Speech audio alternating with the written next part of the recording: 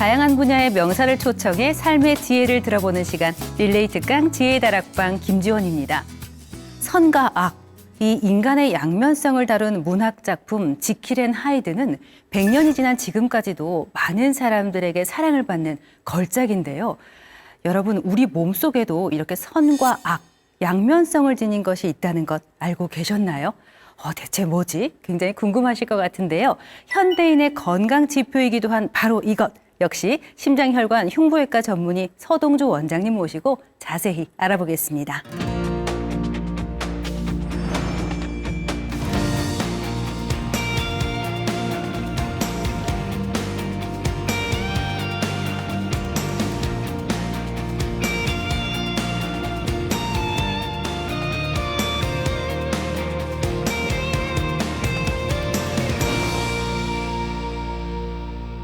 네, 원장님, 오늘 원장님과 함께하는 네 번째 시간인데요. 먼저 시청자 여러분께 인사 부탁드리겠습니다. 네, 안녕하세요. 심장혈관 흉부외과 전문의 서동주입니다. 벌써 이 네 번째 지혜 다락방 시간인데요. 네, 오늘 제가 말씀드릴 이 주제는요. 제가 항상 조금 꼭 말씀을 드리고 싶었던 주제였습니다. 그래서 이 콜레스테롤 얘기인데요. 오늘은 꼭 더 많은 분들이 시청해 주셨으면 좋겠습니다. 오늘 지혜 다락방 원장님과 함께하는 시간에선 마지막이라서 또 아쉽지만 네네. 그만큼 기대가 큰데요. 제가 앞에서 우리 몸속 지키는 하이드다. 맞아요. 이렇게 이야기를 했습니다. 대체 뭡니까? 네, 이 콜레스테롤에 대한 오해가 있습니다. 이 콜레스테롤이라고 하면 무조건 안 좋은 거다고 생각하시는 경우들이 많거든요. 하지만 이 콜레스테롤은 우리 몸에 꼭 필요한 사실 성분이기도 합니다. 그런데 네. 또 이게 양날의 검처럼 사실 안 좋은 영향도 미치거든요. 그래서 그 부분을 조금 설명드리고 싶습니다. 지금 많은 분들께서 원장님 이야기를 딱 듣자마자 콜레스테롤이 좋은 점이 있다고 네. 이렇게 저처럼 의심을 좀 품으실 것 같은데 이 콜레스테롤이라는 단어는 관련 질병이 없는 분들도 흔히 쓰고 있잖아요. 도대체 무슨 좋은 점이 있다는 건지 아직은 좀 확신이 없습니다. 네네. 원장님 강연을 듣고 나면 이 부분 다 이해가 되겠죠? 그렇습니다. 자, 마지막 강연도 유익한 내용 전해주시기를 부탁드리겠습니다.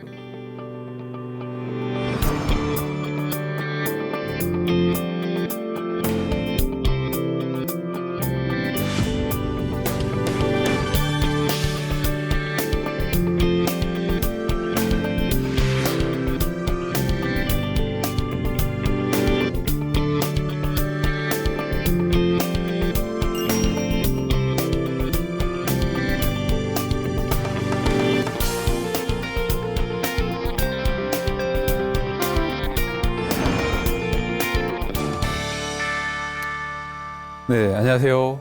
심장혈관 흉부외과 전문의 서동주입니다.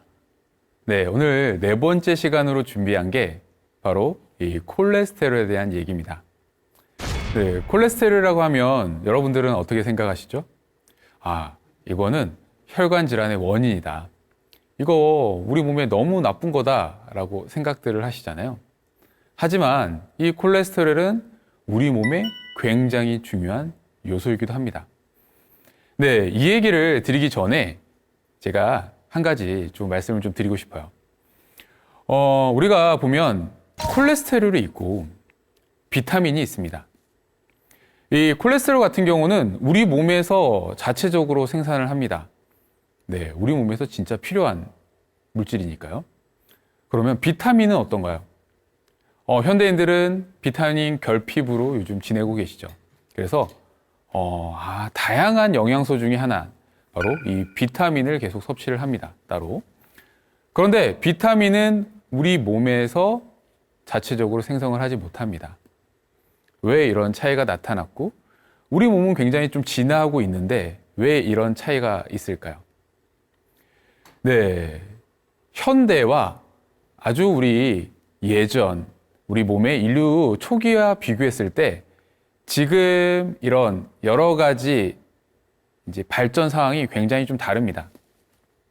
아마 인류 초기에서는 콜레스테롤 섭취가 오히려 힘들었을 것이고 비타민의 섭취는 그리 힘들지 않았을 겁니다.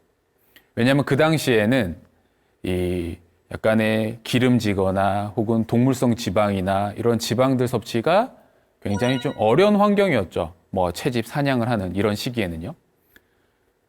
그래서 우리 몸에 필요한 이 콜레스테롤 같은 이 기름 성분들은 우리 몸이 살아가기 위해서 꼭 필요하기 때문에 자체적으로 이렇게 만들어내기 방향으로 아마 진화를 했을 것이고요. 비타민도 분명히 우리 몸이 생존하는 데 필요한 요소이긴 하지만 채집과 여러 사냥의 과정에서 쉽게 섭취를 할 수 있기 때문에 우리 몸에 좀 부담을 덜기 위해서 아마 외부 섭취를 통해서 공급받는 방향으로 진화를 해왔을 것입니다. 네. 보통 우리 몸에 꼭 필요한 것들은 우리 몸이 만들거든요.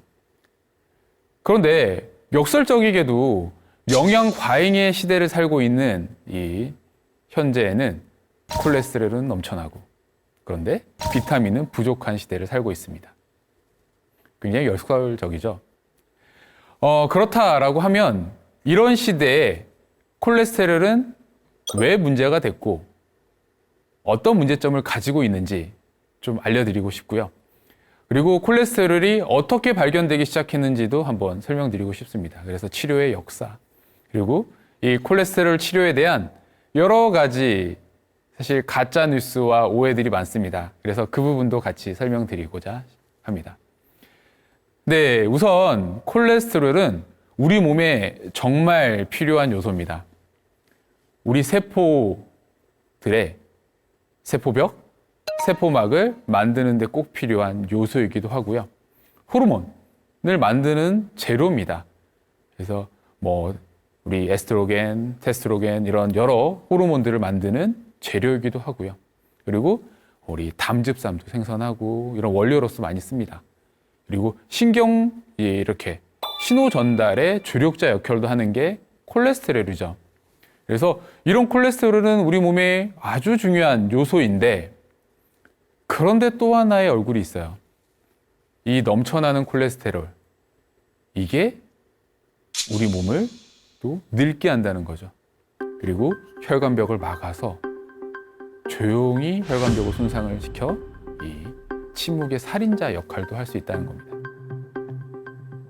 네, 예전에는 아마 이 콜레스테롤에 대해서 크게 생각을 하지 않았을 거예요. 근데 이런 영양 과잉의 시대, 산업화 시대를 살다 보니 이게 콜레스테롤, 특히 동맥경화가 생긴 사람들이 이 콜레스테롤이 문제더라 라는 것들이 사실 조금 부각되면서 이 콜레스테롤에 굉장히 안 좋은 영향들이 좀 부각된 측면이 있습니다. 하지만 이 콜레스테롤의 균형이 우리의 생존에 있어서 굉장히 중요하다는 측면이 있어 그 부분을 좀 설명드리고자 합니다. 네, 우리 콜레스테롤 아마 말들은 많이 하시고 들어보셨을 거예요. 콜레스테롤 안 좋다더라, 착한 콜레스테롤이 있고 나쁜 콜레스테롤이 있다더라, 이런 얘기들은 많이 들어보셨는데 그러면 도대체 콜레스테롤은 어디서 온 말일까요? 왜 콜레스테롤일까요? 그냥 단순히 지방은 팻이잖아요. 지방에서 따오는 말은 아닐 거 아니에요. 그럼 콜레스테롤은 어디서 왔을까요?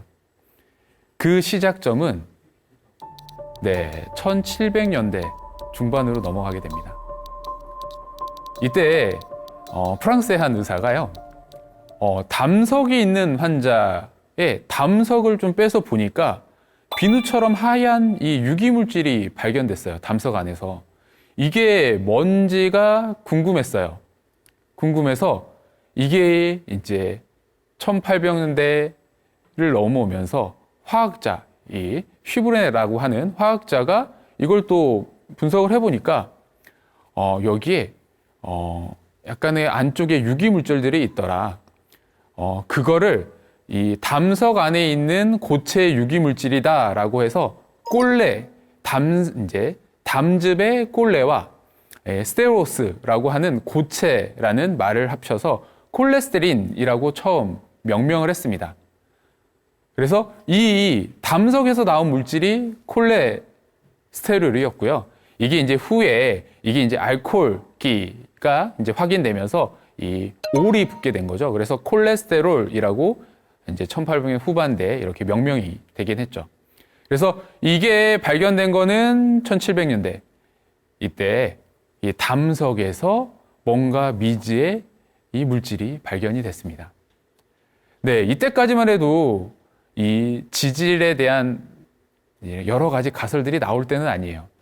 요즘은 거의 이제 지질 악마설이죠.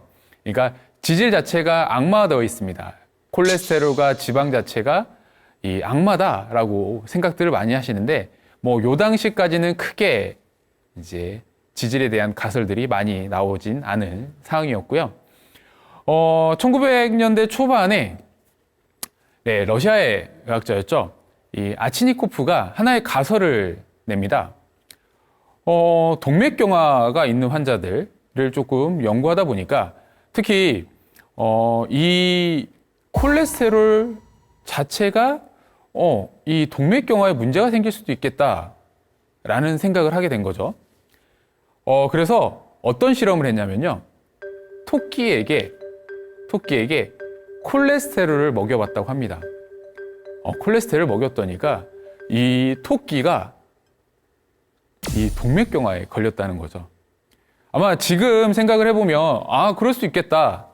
당연히 콜레스테롤이 동맥경화의 원인이니까 그럴 수 있겠다라고 생각은 했지만, 뭐 지금은 그렇게 생각하겠지만 당시에는 반박이 굉장히 컸습니다. 그러니까 왜냐하면 이게 토끼는 초식동물이잖아요.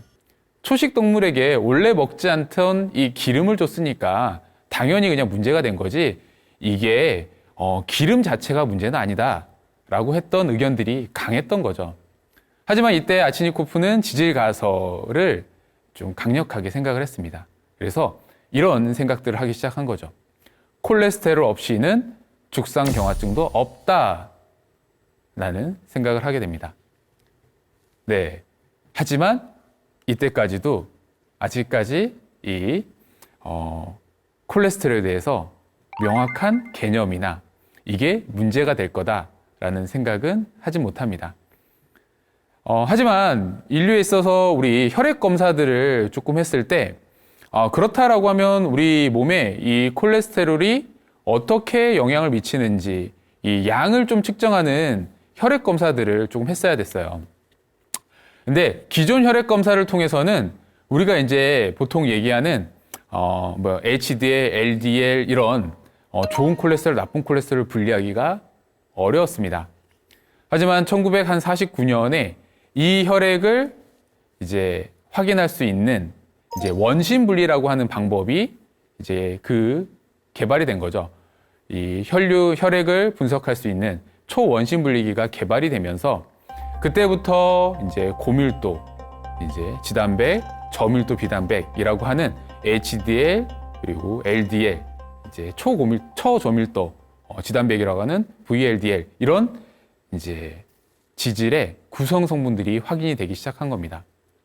이러면서 이제 1960년대 프랑명어 심장 연구들이 이제 진행되면서 이때부터 지질 가설의 임상적인 사실들이 이제 점점점 늘어나게 된 거죠.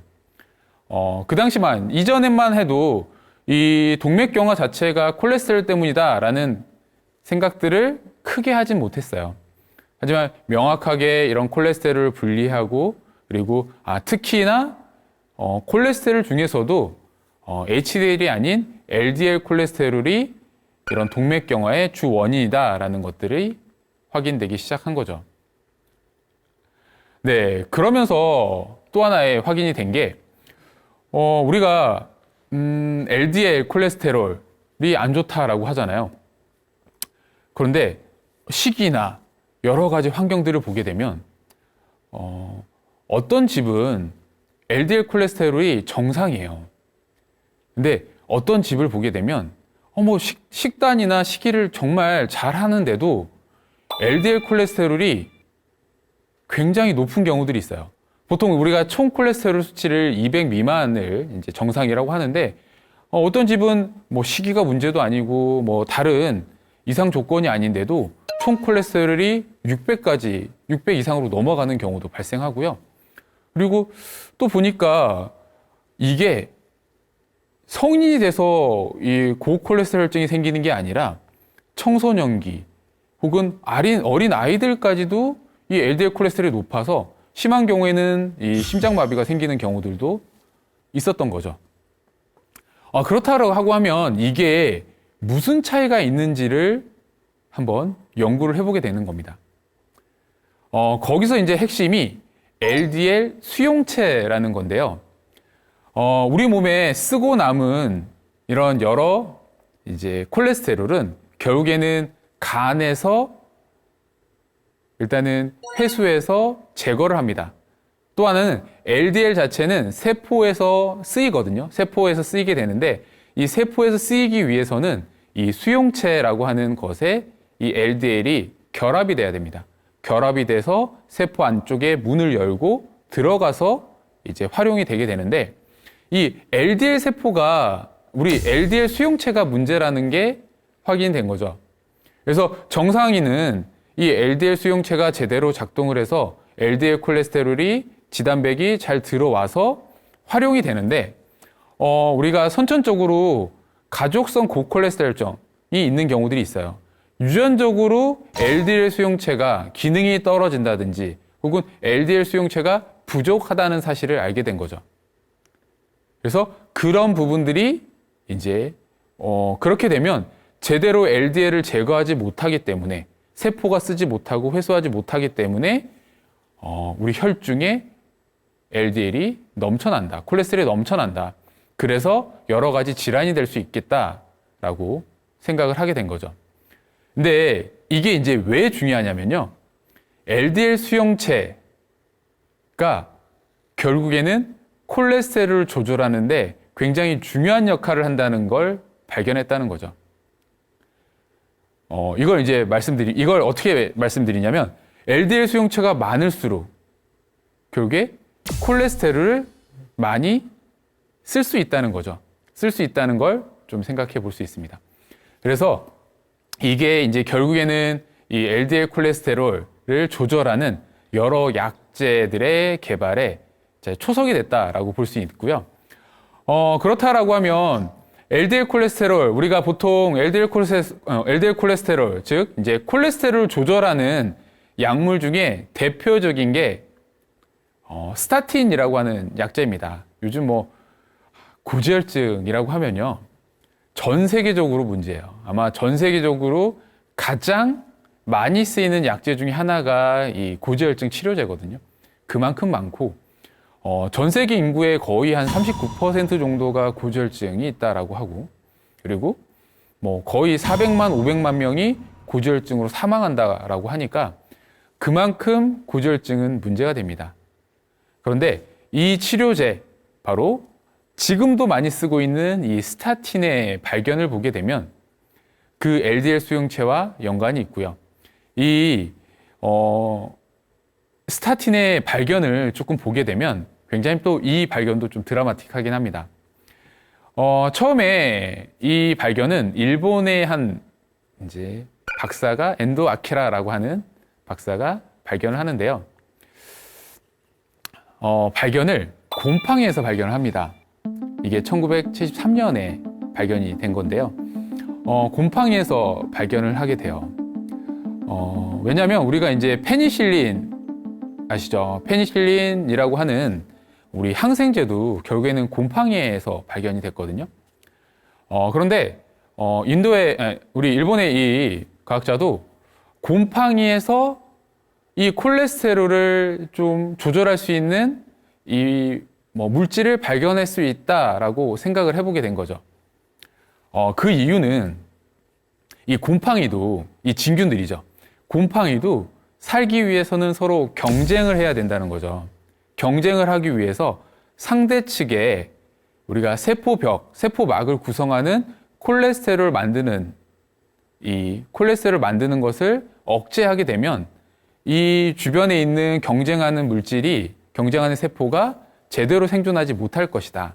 그래서 생존 가설을 냈고, 그렇기 때문에 그 곰팡이들이 본인들이 살기 위해서, 서로 경쟁해서 살기 위해서 그런 콜레스테롤을 이제 좀 만드는 걸 저해하는 물질을 만들 것이다라고 가설을 세우고 수많은 곰팡이들을 이제 조사하기 시작했다고 합니다. 그런데 여러 곰팡이들 중에서 이제 우리가 보통 과일 보면 과일에 청록색의 곰팡이가 피잖아요. 그 곰팡이에요. 그러니까 페니실리움 시트리움이라고 하는 이 곰팡이인데요.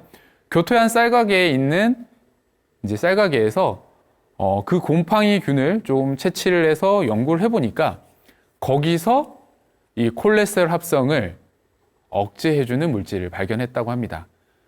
그 억제해주는 게 바로 이 콜레스테롤 합성 억제하는 굉장히 중요한 요소인 이 HMG, CoA, 환원 요소를 억제하는 이 물질을 발견한 거거든요. 그거를 그 당시에는 컴팩틴이라고 불렸습니다. 근데 이제 초기 이 스타틴이 이제 거기서 시작이 된 거고요. 그 뒤에 그러면 실제 그러면 이게 이제 콜레스테롤을 낮출 수 있는지를 또 실험을 해야 되잖아요. 인간에게 하기는 어려웠기 때문에 처음에는 동물 실험을 했다고 해요. 동물 실험할 때 설치류, 쥐에게 투여를 했다고 그래요. 쥐에게 투여해 보니까 이게 생각보다 콜레스테롤이 낮아지지 않았다고 합니다. 그래서 이게 실패했나? 라는 생각을 했는데 그 뒤에 다른 동물을 한번 이제 또 해보자. 콜레스테롤 높을 동물이 뭐가 있을까라고 생각해 보니까 우리 콜레스테롤 하면 제일 먼저 생각나는 게 아마 달걀을 또 떠올리시는 경우도 많을 거예요. 이 노른자. 그런데 이 닭은 계속 알을 낳아야 돼요. 알을 낳아야 되기 때문에 알을 낳는 과정에서 이 콜레스테롤을 많이 써야 됩니다. 왜냐하면 그 안에 난황이나 이런 것들을 이제 구성 성분이 지방이니까. 그래서 닭 자체가 콜레스테롤이 높아요. 높다고 해요. 그래서 닭한테 한번 투여를 해보자라고 하니까 닭한테 투여하니까 콜레스테롤이 특히나 LDL 콜레스테롤이 50%나 떨어졌다고 합니다. 그러면 효과가 있겠구나라고 해서 연구를 이어갔는데 근데 여기 이제 제약사 이 대표가 근데 이제 여러 가지 부작용 이슈나 이런 부분들이 염려가 돼서 진행이 조금 더뎌졌습니다. 그래서 물 건너 다른 대륙에 있는 과학자가 요걸 응용해서 우리가 이제 최초의 이 스타틴이 이제 다른 나라에서 개발돼서 시판되기 시작했거든요.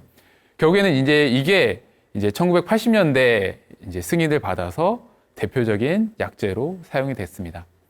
이게 이제 콜레스테롤의 실제 이제 치료의 역사라고 볼 수 있고요. 그전에는 제대로 된 콜레스테롤 치료 방법들이 그렇게 많지는 않았어요. 그전에는 약간의 운동요법, 생활습관, 그리고 약제를 쓰지만 명확한 근거가 없는 약제들이나 이상한 좀 보조 방법들을 좀 많이 썼습니다. 하지만 스타틴이 나온 뒤로는 명확하게 LDL 콜레스테롤 타겟으로 낮출 수 있는 방법이 나타나게 된 거죠. 거기에 근거가 될 수 있는 아주 큰 임상 시험이 있었습니다. 4S 임상 시험이라고 하는 시험이었고요. 이 시험은 스칸디나에 살고 있는 이제 사람들에게 이 스타틴을 주게 됩니다. 그리고 나서 서바이벌 스터디라고 해서 생존 아마 이제 스터디를 하게 된 거거든요. 그래서 4S 스터디라고 하게 되고요. 무려 이제 4,000명이 넘는 사람들을 대상으로 했습니다. 그러니까 그 사람들을 대상으로 실험을 해보니까 스타틴을 쓰고 나서 대조군과 비교를 했어요. 그러니까 플라시보군이라고 하는 위약군이랑 한번 비교를 해보니까 총 사망률은 30%가 감소했고요. 관성동맥 사건도 30% 넘게 감소했고요. 이 관상동맥 질환 때문에 사망하는 확률도 40% 이상 감소를 했다라고 합니다. 그래서 이게 콜레스테롤을 조절하는 게 그만큼 여러 사망률을 낮추는데 중요하다라는 게 이제 근거로 사실 나타나게 되고요.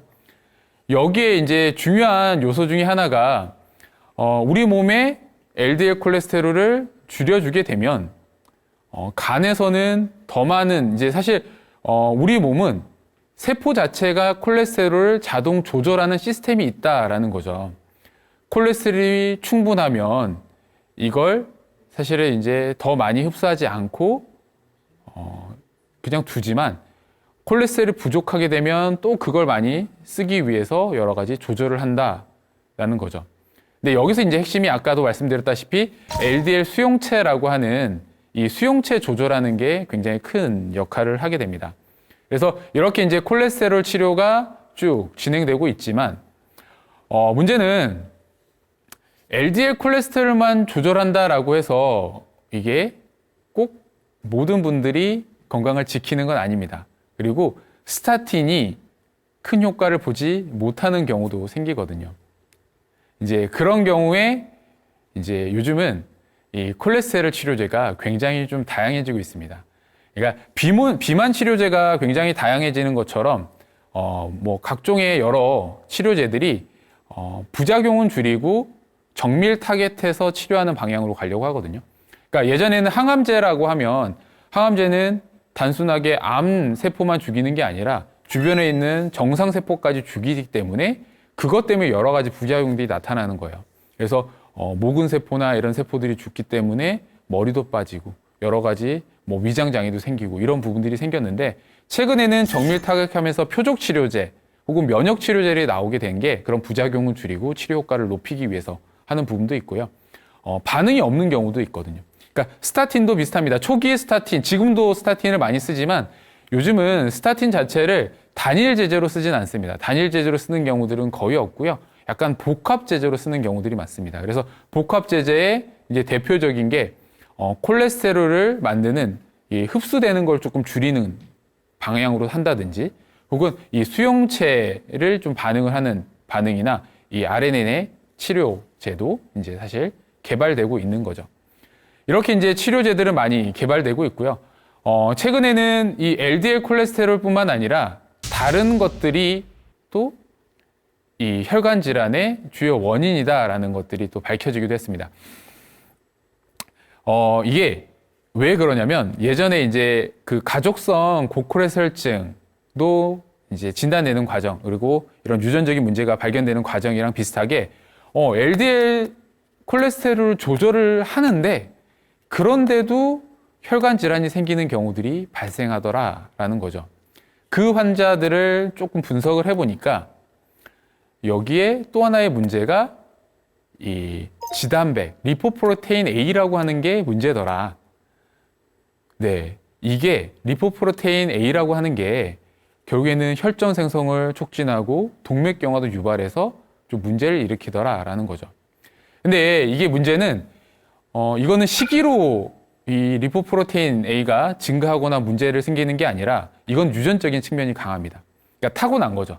유전적인 요소들이 강해서 이게 기존에는 이 부분에 대한 치료 방법이 명확치 않았습니다. 근데 최근에 여러 연구들을 통해서 또 이걸 또 조절하는 방법들이 개발되고 있고 사용되고 있는 부분들이 있어서 아마 향후에 이런 부분들을 또 치료하는 과정에 되지 않을까 싶습니다. 그래서 이 콜레스테롤의 조절 자체는 초창기 지질 가설이 나오고 이제 그 사이에 굉장히 좀 시간이 좀 많이 걸렸죠. 거의 이제 스타틴이 또 대중화되기까지 거의 1980년대 이후까지 1980년대까지는 이 콜레스테롤 치료가 제대로 되지 못했으니까요. 그 이후에 스타틴이 개발되고 승인받고 이런 과정에서 이 콜레스테롤은 굉장히 좀 드라마틱하게 치료가 좀 되고 있습니다. 그래서 이 콜레스테롤은 분명히 치료를 해주는 게 좋습니다. LDL 콜레스테롤은 조절해주는 게 좋고요.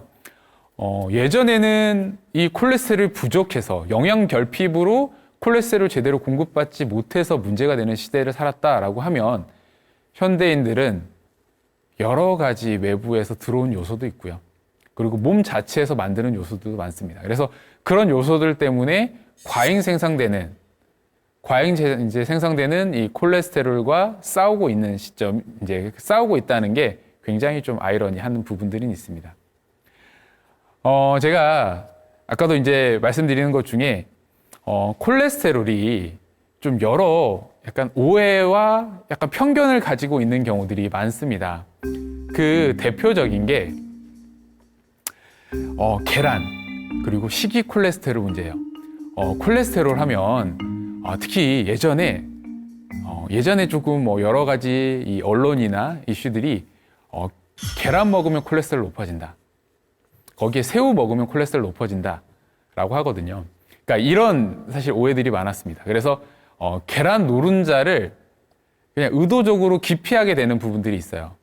그래서 내고 콜레스테롤 높아지기 때문에 건강을 위해서는 흰자만 먹어야 된다. 막 이런 생각들을 많이 하시는데 실제 의학적으로 보게 되면 우리 인체는요, 계속 말씀드리지만 콜레스테롤을 대부분 몸이 만듭니다. 합성되는 그 재료로서 뭔가 다른 재료들이 들어오는 게 문제지만 우리가 먹는 콜레스테롤을 먹는다라고 해서 식이 콜레스테롤 자체가 우리 몸에 있는 콜레스테롤을 이렇게 급속도로 올리는 역할을 하진 않습니다. 우리 몸은 자연스럽게 항상성을 유지하려고 하거든요.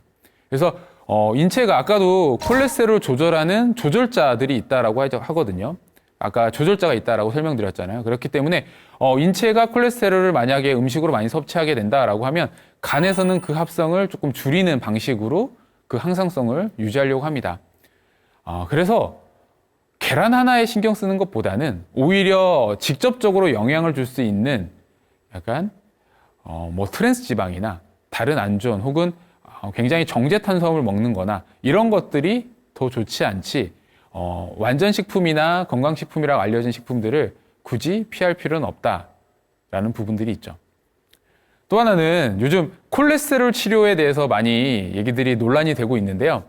뭐냐면 노인들의 콜레스테롤 수치가 낮을수록 사망률이 낮더라라는 거예요. 콜레스테롤이 낮을수록 사망률이 높더라라는 거예요. 사망률이 그러니까 오히려 콜레스테롤이 낮으면 건강이 좋다라고 했는데 오히려 노인층에서 보니까 콜레스테롤이 낮은 환자들을 보니까 사망률이 더 높더라라는 거죠. 이게 어디서 나온 거냐면 제가 콜레스테롤은 우리 몸에서 만들지만 이 영양 과잉 시대에 살다 보니까 과잉되는 이 콜레스테롤 때문에 문제다라고 말씀드렸잖아요. 이게 노인층을 생각해 보면 그렇습니다. 노인층들은 특히나 만성 질환들이 있는 경우들이 많아요. 그리고 영양 불균형인 경우들이 많습니다.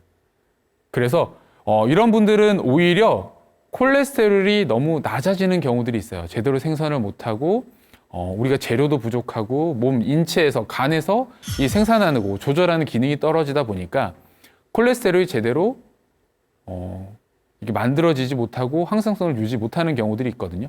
이런 과정에서 사실 나타나는 약간의 역인과관계 현상이라고 볼 수 있습니다.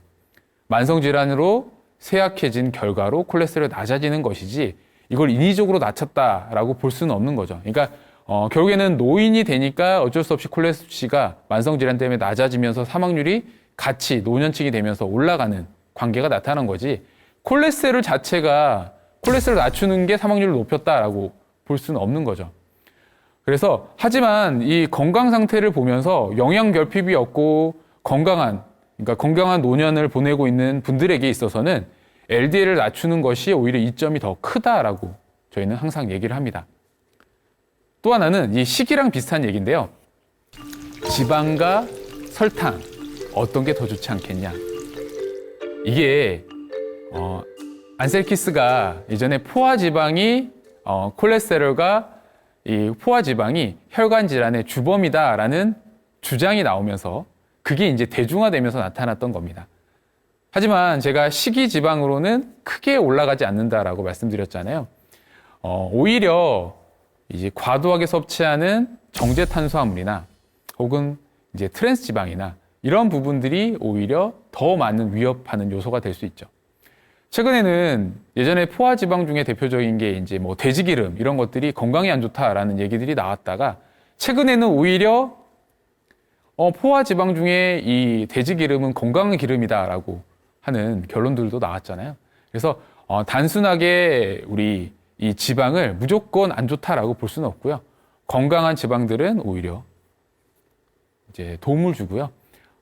안 좋은 지방들 혹은 정제 탄수화물이 더 문제가 되는 경우들이 많고요. 이게 이제 콜레스테롤 조절에도 기능을 떨어뜨릴 수 있습니다. 이게 만성화되다 보면 우리 간에서 지방 조절을 해줘야 되는데 그런 부분들도 조절을 제대로 못하면서 콜레스테롤 조절이 안 되는 경우들이 많게 되거든요. 제가 또 하나 말씀드리고 싶은 게 스타틴을 먹으면 안 좋다라는 이 굉장히 약간 논란들도 있어요. 그러니까 이런 요소들이 나온 게 이유가 스타틴의 부작용증이 네, 스타틴을 먹었을 때 생길 수 있는 부작용이 이런 것들이 있습니다. 근육 통증, 간 손상, 거기에 약간 주의력 결핍이나 기억력, 감퇴 이런 것들이 있거든요. 그래서 스타틴을 길게 먹으면 치매 걸린다, 막 이런 얘기들도 있습니다. 근데 이 효과는 이거는요, 과학적으로 데이터가 명확한 거예요. 지금까지 대규모 연구 중에서 LDL 콜레스테롤을 낮췄는데 치매가 걸렸다라는 데이터는 없습니다. 대규모 연구에서. 항상 LDL 콜레스테롤은 낮출수록 이 여러 가지 사망률이나 심혈관 질환의 위험도를 낮출 수 있다라는 게 사실 굉장히 명확한 근거들이거든요. 또 하나는 이 노세보 효과라는 게 있습니다. 우리가 플라시보 효과 들어보셨잖아요. 플라시보 효과는 내가 이걸 먹고 몸이 나을 거다라는 약간 기대 심리가 있으면 그냥 위약, 그러니까 진짜 약을 먹지 않아도 약간 내 몸이 좋아지는 느낌이 든다라는 거거든요. 이와 반대되는 게 바로 노세보 효과라는 겁니다. 노세보 효과는 이 단점들을 부각하는 거죠. 이 약을 먹으면 여러 가지 단점들이 나올 수 있다라는 얘기들을 듣다 보면 심리적으로 나도 이 약을 먹어서 생기는 부작용들을 줄이기 위해서 빨리 부작용이 나타난 것처럼 느끼는 거예요. 약간 이제 뇌가 보상작용을 한다는 거죠. 이게 제가 이제 대표적으로 요즘 이제 탈모 인구들이 늘어나고 있잖아요. 이게 남성분들 탈모 약들 많이 드시는데 탈모로 예를 들어 볼게요. 이 탈모 약들이 있는데 이 탈모 약을 먹으면 이 약간의 남성성이 떨어지고 뭐 여러 가지 문제가 생긴다. 혹은 뭐 불임까지도 얘기가 나와 있어요. 그러니까 그런 이제 소문들이 있어요. 이런 얘기들이 있는데 실제 이 많은 이 연구들이나 임상적으로 봤을 때 근거가 부족하거든요. 부족한데 근데 먹는 사람들의 입장에서는 이게 주위에서 그렇게 듣는 게 많다 보니까 같은 노세보 효과로 나 분명히 이게 탈모약을 먹다 보니까 한 1년 먹고 2년 먹으니까 뭔가 기능이 떨어진 것 같아. 뭔가 약간 활기도 떨어지는 것 같아. 이렇게 느끼시는 경우들이 많게 된다는 거죠. 이 스타틴도 비슷합니다. 실제로 부작용이 나타날 비율은 굉장히 낮고요. 실제 스타틴 때문에 나타나는 부작용이 아닐 가능성도 있습니다. 그래서 고지혈증이 있고 LDL 콜레스테롤이 높다라고 할 때는 낮추는 게 좋고요. 그러면 이런 얘기도 합니다. HDL이 좋은 콜레스테롤이니까 나 HDL 콜레스테롤이 높고 LDL 콜레스테롤이 좀 높으면 두 개 다 높으면 HDL이 좀 보완해 주니까 그러면 그냥 두면 되겠다라고 생각하는데 더 중요한 거는 LDL이 더 중요해요. HDL도 분명히 중요하죠. 이게 회수되는 거니까요. 하지만 HDL이 아무리 높다라고 해도 LDL이 높으면 이 혈관벽에 쌓일 가능성이 높아서 이걸 조절하는 게 더더욱이나 중요하다.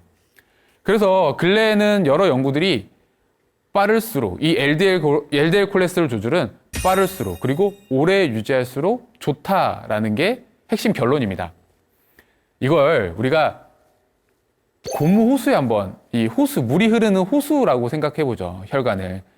이 호수에 만약에 이제 깨끗한 물도 흘렀다가 더러운 물도 흘렀다가 이게 반복되면 혹은 더러운 물이 한참 흐르다가 잠깐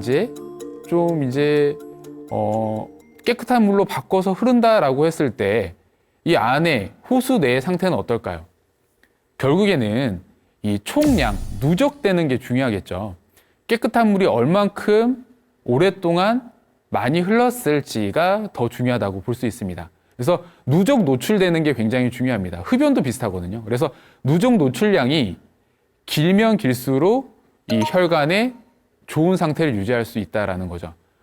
그래서 혈관에 안 좋은 이 LDL 콜레스테롤, 평생 낮은 상태로 꾸준히 유지하면 유지할수록 이 혈관벽은 지킬 수 있다는 게 핵심입니다. 실제로 연구에서도 평생 LDL 콜레스테롤 노출과 혈관 질환을 좀 보게 되면 평생 LDL 콜레스테롤 노출이 낮은 사람이 동맥경화, 특히 이제 플라크 부담이 줄어든다라는 보고가 있거든요.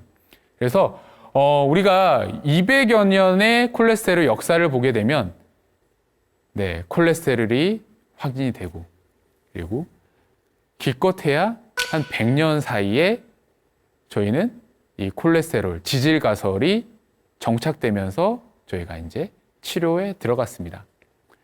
네, 아마 이 콜레스테롤에 대한 연구도 지속될 거고요. 당뇨, 고혈압 환자뿐만 아니라 고지혈증 환자도 계속 늘고 있거든요. 특히나 이제 젊은 환자들도 늘고 있는 이 시점에서 제가 누적 노출량 말씀드렸잖아요.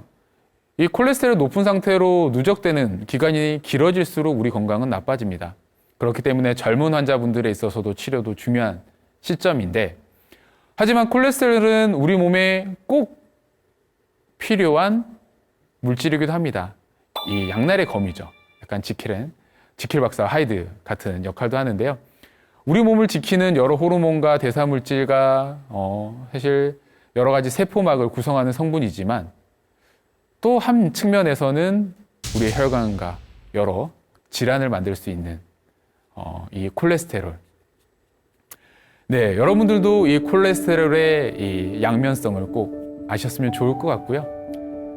콜레스테롤을 또 잘 조절하고 균형을 이뤄야 우리의 혈관 건강도 지킬 수 있다라는 점을 조금 깨달았으면 좋겠습니다. 네, 지금까지 강연 시청해 주셔서 감사합니다.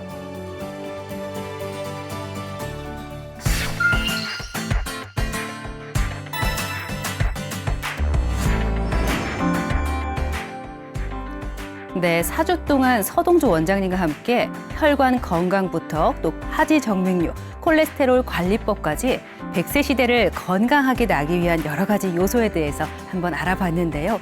구슬이 서말이라도 꿰어야 보배다. 이 말처럼 우리가 함께 나눈 이 강연을 일상에서도 꼭 실천하셔서 어제보단 오늘이, 또 오늘보단 내일이 더 건강한 날들을 채워가셨으면 좋겠습니다. 오늘 지혜다락방 준비한 내용은 여기까지입니다. 함께해 주신 여러분 고맙습니다.